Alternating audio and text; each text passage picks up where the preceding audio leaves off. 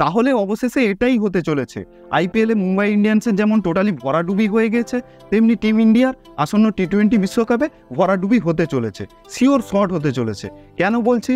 কারণ হার্দিক পান্ডিয়া ভার্সেস রোহিত শর্মা, আমাদের captain Rohit Sharma versus Hardik Pandya, এই এপিসোড এখন ইন্ডিয়া টিমেও নাকি চালু হয়ে গিয়েছে। আইপিএল প্রায় শেষের পথে, সেই আইপিএলে মুম্বাই ইন্ডিয়ান্স এই রোহিত ভার্সেস হার্দিক করে করে আরব সাগরের জলের নিচে চলে গেছে। এখন এবার পালা এসছে কি টিম ইন্ডিয়াতে আবার রোহিত ভার্সেস হার্দিক নাকি শুরু হয়েছে।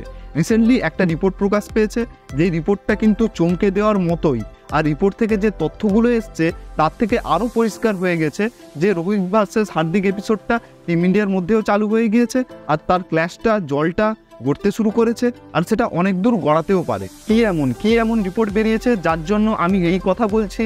আর এই হার্দিক ভার্সেস রোহিতের প্রভাব টিম ইন্ডিয়াতে কেমনভাবে পড়বে, বিসিসিআই কী ভাবছে, আমাদেরও কাপ জয় স্বপ্ন কতটুকু, সব কিছু নিয়েই আজকের এই ভিডিওটা দেখার আগে চ্যানেলটাকে অবশ্যই সাবস্ক্রাইব করে দিন।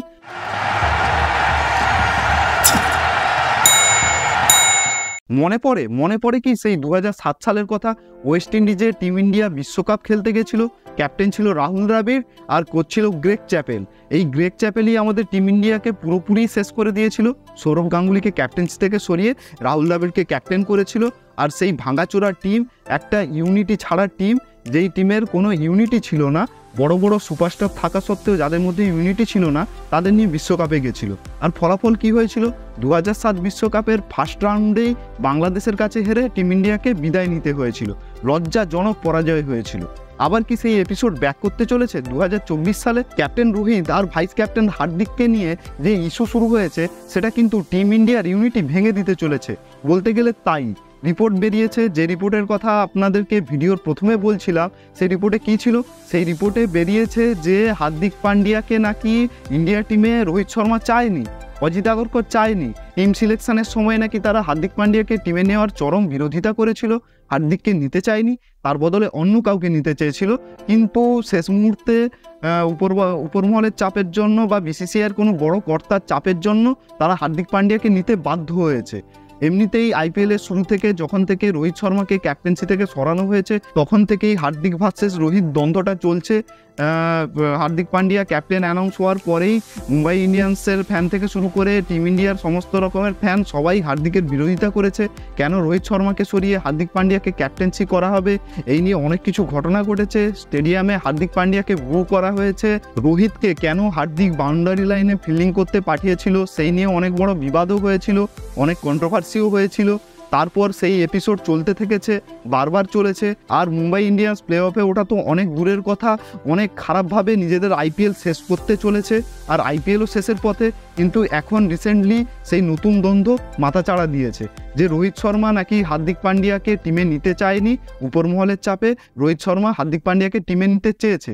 আর বিসিসিআই সেই ব্যাপারে একটা ক্লিয়ারিফিকেশান দিয়েছে রোহিত শর্মাকে, যে হার্দিককে তারা নেক্সট ক্যাপ্টেন হিসেবেই কিন্তু ভাবছে।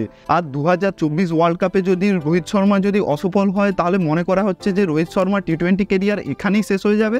এরপরে রোহিত অবসর নিয়ে নিতে পারে, আর হার্দিক পান্ডিয়া হতে পারে ফিউচার ক্যাপ্টেন, সেই হিসেবেই কিন্তু বিসিসিআই এগাচ্ছে। কিন্তু এখন এই মুহূর্তে হার্দিক আর রোহিতের যে পরিস্থিতি, দুজনে মুখ দেখা বন্ধ। সম্প্রতি একটা সোশ্যাল মিডিয়ায় একটা ভিডিও ভাইরাল হচ্ছে, যেখানে দেখা যাচ্ছে মুম্বাই ইন্ডিয়ান্সের প্র্যাকটিসে হার্দিক পান্ডিয়া আসতে, সেখান থেকে কিন্তু রোহিত শর্মা, সূর্যকুমার যাদব আর তিলক বর্মা এরা কিন্তু সরে যাচ্ছে। তো যেখানে টিমের ক্যাপ্টেন আর ভাইস ক্যাপ্টেন দুজনের মধ্যে প্রায় মুখ দেখা দেখি বন্ধ, সেখানে একটা টিমের মধ্যে ইউনিটি থাকবে কি করে? টিমের মধ্যে তো অবশ্যই গ্রুপবাজি চালু হবে। কিছু প্লেয়ার চাইবে যে যারা পুরনো ক্যাপ্টেন, যে রোহিত শর্মাকে যারা ভালোবাসে তাদের সাথে থাকতে, আবার কিছু প্লেয়ার চাইবে যে ফিউচার ক্যাপ্টেন হবে হার্দিক পান্ডিয়া, তার সাথে থাকতে। এর ফলে টিমের মধ্যে দুটো গ্রুপ হবে, আর গ্রুপ হওয়ার ফলে যা ফলাফল মুম্বাই ইন্ডিয়ান্সের সাথে হয়েছে আইপিএলে, তাই ফলাফল টিম ইন্ডিয়ার সাথে হতে পারে টি-20 ওয়ার্ল্ড কাপে। আর আশাহত হব আমরা, 2013 সাল থেকে একটাও আইসিসি ট্রফি, বড় কোনো ট্রফি আমরা এখনও পাইনি। 2023 সালে এসে আমাদের মুখ থেকে কাপ ছিনিয়ে নিয়ে চলে গেছে, ঘরের মাঠ থেকে আমাদের মুখ থেকে কাপটা ছিনিয়ে নিয়ে চলে গেছে অস্ট্রেলিয়া। সেই জ্বালা আমাদের এখনও জোড়ায়নি। তার উপরে এই 2024-এর আসন্ন বিশ্বকাপ, যেটা ওয়েস্ট ইন্ডিজ আর আমেরিকাতে হবে, যুক্তরাষ্ট্রে হবে, যেখানকার সম্পূর্ণ অজানা পিচ, সেখানে যদি টিম ইন্ডিয়া কোনো ইউনিটি না নিয়ে যায়, টিম স্পিরিট না নিয়ে যায়, তো সেখানে কি করে টিম ইন্ডিয়া বিশ্বকাপে সাফল্য পাবে সেটা অন্তত আমার জানা নেই।